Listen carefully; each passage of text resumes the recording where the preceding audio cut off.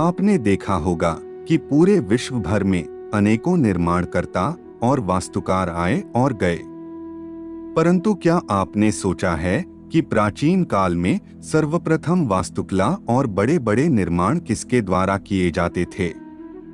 निसंदेह ही यह किसी दैविक शक्ति का ही चमत्कार है। उन सर्वश्रेष्ठ वास्तुकार का नाम है विश्वकर्मा। क्या आपको पता है कि विश्वकर्मा कौन है? उनकी उत्पत्ति कैसे हुई और उनकी पूजा का महत्व क्या है? अगर आपको यह सब नहीं पता तो यह वीडियो आप अंत तक देखें। कृपया धर्मार्थ चैनल को सब्सक्राइब करें और वीडियो को अधिक से अधिक शेयर करें। विलंब न करते हुए आरंभ करते हैं।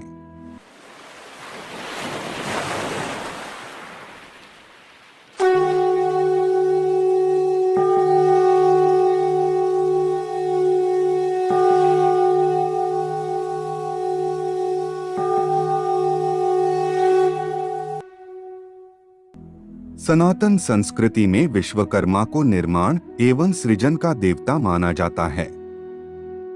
वे वास्तुदेव और माता अंगिरसी के पुत्र थे। उन्होंने देवताओं के लिए कई भव्य महलों, भवनों, हथियारों और सिंहासनों का निर्माण किया था। मान्यता है कि एक बार भगवान विश्वकर्मा ने असुरों से परेशान देवताओं की गुहार पर महर्षि दधीची की हड्डियों से देवराज इंद्र के लिए एक वज्र का निर्माण किया। ये वज्र इतना प्रभावशाली था कि सब असुरों का सर्वनाश हो गया। यही कारण है कि भगवान विश्वकर्मा का सभी देवताओं में विशेष स्थान है। विश्वकर्मा ने अपने हाथों से कई संरचनाएं की थीं, जैसे रावण की लंका, कृष्ण नगरी द्वारिका, पांडवों के लिए इंद्रप्रस्थ नगरी और हस्तिनापुर। इसके अतिरिक्त उड़ीसा में स्थित जगन्नाथ मंदिर के लिए भगवान जगन्नाथ, बलभद्र और सुभद्रा की मूर्ति का निर्माण भी भगवान विश्वकर्मा ने ही किया था। इसके अलावा उन्होंने कई हथियारों का निर्माण किया था, जैसे कि भगवान शिव का त्रिशूल, भगवान विष्णु का सुदर्शन चक्र और यमराज का कालदंड उनमें मुख्य हैं। इसके साथ ही उन्होंने दानवीर कर्ण के कवच कुंडल और पुष्पक विमान की भी संरचना की थी। मान्यता है कि रावण के अंत के बाद श्री राम, लक्ष्मण, माता सीता और अन्य सभी साथी इस विमान पर बैठकर अयोध्या वापस लौटे थे। पौराणिक कथा के अनुसार एक बार माता पार्वती भगवान शिव के साथ वैकुंठ गईं और वहां की सुंदरता देख मंत्रमुग्ध हो गईं। कैलाश पर्वत पर वापस लौटने के बाद उन्होंने भगवान शिव से एक सुंदर महल बनवाने की इच्छा की। तब भगवान शिव ने विश्वकर्मा और कुबेर को सोने का महल बनाने का आदेश दिया। ऐसा कहते हैं कि रावण ने गरीब ब्राह्मण का रूप धारण करके शिवजी से दान में सोने की लंका मांग ली थी। हालांकि महादेव रावण को पहचान गए थे, फिर भी वो उसे खाली हाथ नहीं लौटाना चाहते थे और तभी उन्होंने उसे सोने की लंका दे दी। यह बात जब माता पार्वती को पता चली तो वो बहुत रुष्ट हुईं और उन्होंने सोने की लंका जलकर भस्म हो जाने का श्राप दे दिया। यही कारण है कि आगे चलकर हनुमान जी ने अपनी पूंछ से सोने की पूरी लंका को जलाकर भस्म कर दिया था।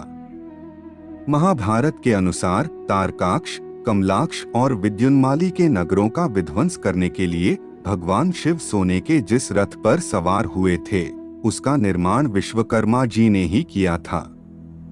यह रथ अद्भुत है क्योंकि इसके दाएं चक्र में सूर्य और बाएं चक्र में चंद्रमा विराजमान है। आपने वाल्मीकि रामायण में नल नामक वानर के बारे में अवश्य ही सुना होगा।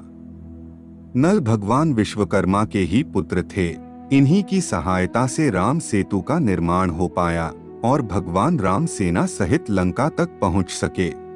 भगवान विश्वकर्मा को देवताओं के शिल्पकार, वास्तुशास्त्र का देवता, मशीन यंत्रों का देवता आदि नामों से पुकारा जाता है। विष्णु पुराण में विश्वकर्मा को देव बढ़ी भी कहा गया है। धार्मिक मान्यताओं के अनुसार यह कहा जाता है कि भगवान विश्वकर्मा की पूजा करने से जीवन में कभी भी सुख समृद्धि की कमी नहीं रहती। वैसे तो भगवान विश्वकर्मा का वर्ष भर में कई बार पूजा महोत्सव मनाया जाता है, पर उनकी जन्मतिथि माघ शुक्ल त्रयोदशी को मनाई जाती है। भगवान विश्वकर्मा की पूजा जन कल्याणकारी है, अतएव प्रत्येक व्यक्ति को तकनीकी और विज्ञान के जनक भगवान विश्वकर्मा की पूजा अर्चना अवश्य करनी चाहिए।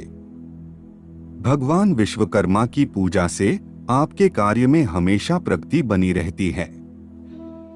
अगर आप निर्माण के क्षेत्र में काम करते हैं तो भगवान विश्वकर्मा की पूजा करने से आपको कभी भी किसी प्रकार की मशीनरी दिक्कतों का सामना नहीं करना पड़ेगा। भगवान विश्वकर्मा की पूजा कारखाने और निर्माण क्षेत्र में तरक्की के उद्देश्य से की जाती है।